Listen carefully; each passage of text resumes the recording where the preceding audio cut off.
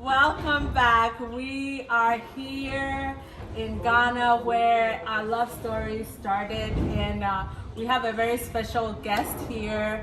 After we told the episode 1 of our love story, we got a lot of comments, and everybody was curious to what happened next and what happened when Ashley went to Ghana. But we thought it would be best to bring in the person that actually introduced us to tell his side of the story, why he thought we would be. We didn't think it would be best. He thought it would be best. He thought he wanted to basically tell his side of the story. So let's welcome James Taylor. He is the one who felt that we were a good match and introduced James. Welcome. Thank you very much. Why did you think that we were a good fit for you to introduce the two of us? Yeah, thank you very much for the privilege to be part of your show. And in fact, the day that I saw it, I was very moved because these are two people that I care about so much. So over here is actually Pamela. We are family members, and she's my niece in practice, but she's more like a cousin. And then this old man over here, please watch that man over there. We have been friends since 2004. It's a long time, my brother, it's a long time. I know stuff. But because of this show, it's a special show, and it's PG rated, right? PG rated? Yeah. So we are not going to say certain things.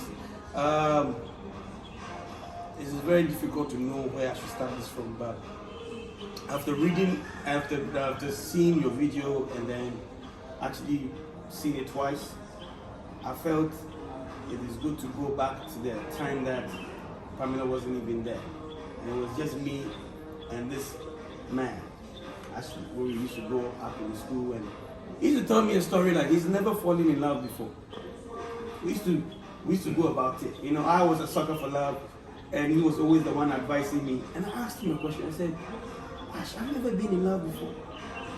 He said, James, what is love? What's all this stuff? And I'm telling him that my heart is broken and he's consoling me. It made no sense. So I was like, you know what?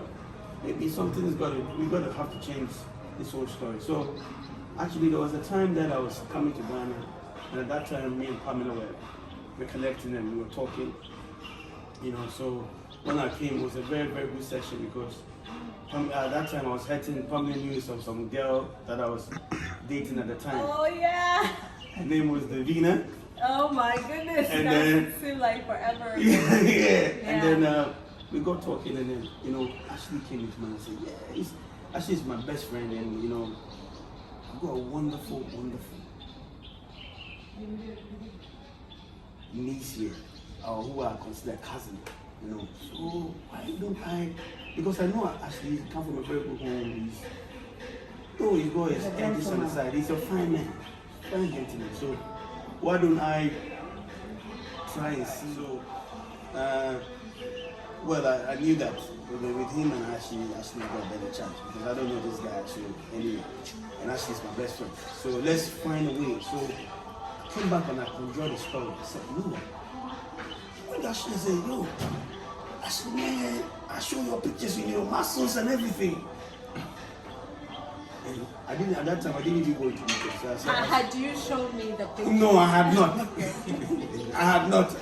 I wanted to see the reaction of this difficult guy first. You understand what I mean? Then I can go and then, because Pamela is a lady, you can just instantly maybe try and get a mind there, and then Ashley can take over. You see, because I know he can talk. Were you not concerned about where his background was and stuff like that? No. He's a wonderful guy. I mean, I've known him, that's why we're still friends. Maybe we don't talk as much as we used to, but if we are to live close right now, we'll be in each other's house. You understand me? But he's a wonderful guy. I know he's a family oriented, not like me. I was a little bit rough on the edges. But Ashley was a gentleman concealed in a gangster body. Because he's not entirely, he's well spoken. There's something about him that took me to him, and that was his if you are his friend, you are his friend. And that's it. He's not somebody that does a lot of friends, but when you are his friend, he's dedicated to you. And I knew that such a person, you need that in the family setting. I hope you understand me. That was one of the things that pushed me and brought me to maybe speak to you. And also brought the story that day, you know, Pamela, this is the guy, he's also seeing you, and then he's crazy about you and all of that. And all that time was not the truth, because this man was not that. He's not somebody that is easily moved. He didn't even believe in love at first sight in the first place. You know, but the story evolved. You know, I don't want to go back, and then it evolved. And I think the day that I knew he was getting in love, and he kept talking. Every day this guy will come to the house and we talk for about an hour. Pamela, what Pamela did the day, and you know they talk in the evening. I said, "Hey, blood, man, you going this far already?" And they say, "Yeah, you guys talk." Instead of by saying you got, then one day, Pamela, we don't know the story.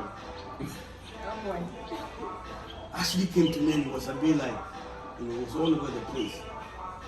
I handed him a drink at the time because me and him used to drink a lot. So I handed him and said, "Yo, talk to that brother, let's listen."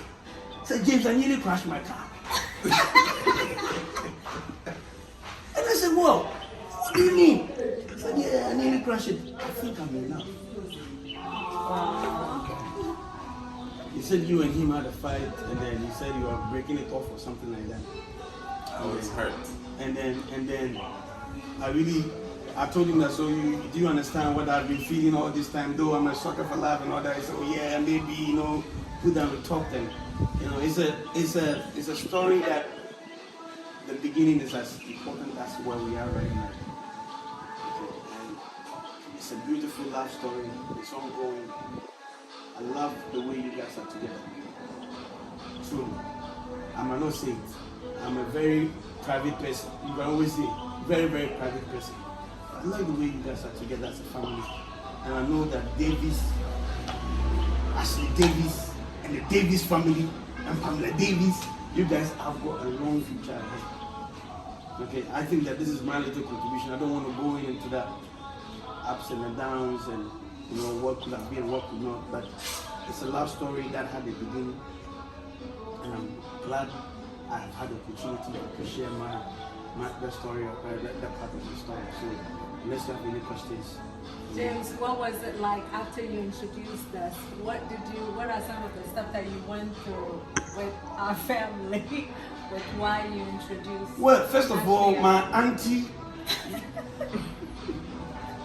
I had a problem with my auntie. I mean, we got to know later that Ashley was a Jamaican, and that became a big family feud. I mean, because I don't see marriage when it comes to love, because only Ashley knows the type of places I've been. Taiwan. Oh, please, let's stay. So I'm not a man cut off for orientation and ethnicity and all that, you know. And that didn't. In fact, when she was even renting, it didn't really affect me that much, because my mindset was very different. Before you can judge a person, you got to know the person first, isn't it? She didn't know Ashley. You know, she probably I think there was a statement that I had actually come and sold off Pamela to a friend of mine or something. I mean, it was crazy. Some crazy stories came out. You know, but hey, what it was time was time. Yeah.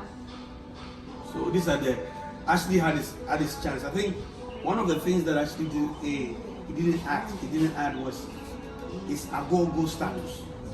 Agogo status. When Ashley came to Ghana the first time, I was not here obviously, but Ashley came up with some wild stories. Came back to me with some wild stories that when they came, and he did look like agogo, like the football agogo. So at the time, agogo had a name in Ghana, right? And everybody wanted to give their daughter to Agogo, Junior Agogo. And now Ashley is the Agogo look-alike. So you can see the status, man. When he came, those were some of the stories. But it was. I mean, for him to have the guts to come to Ghana and then stay and come back and get together is another whole thing. We had a lot of fun when he came to Ghana, and I think it was when did you, was it before you came to Ghana that you realized you were in love, or was it after you left, or? Yeah, because it was, I think it was mostly my friends telling me, because as you said, every excuse I had, I would talk about you. So like, they would say that, oh, you know, my car broke down. And I would say, oh, really? Do you know whose car also broke down? Pamela's friend. Her friend's car broke down the other day. And they'd be like, so is it every time you talk about Pamela? And that was where I kind of came to realize. I think I'm feeling in Gabon now. Yes, Ashley is not very expressive when it comes to love. It's not, I think it's also the type of, you know, the friends we have. I mean, you can't be around that type of friends and be saying you are in love. You are, I mean, they'll tell you, like, Sissy, what's wrong with you, man? Nicky boy, get up, you know. Like, you know, so there was, you could see that he's in love, but for him to admit it was a different thing. You know, you could see that everything about Ashley is talking about family. You can't even talk about Ashley without talking about family. But then when you ask him, oh, you are in love, you know, blood. He said, man, we take things easy, you know, blood. You know, but we all knew. We all knew before you came coming to tell me that you needed quite a BMW. And in fact, for the record, it was a very nice BMW. It was a brand new BMW. This guy was going to crash. Yeah.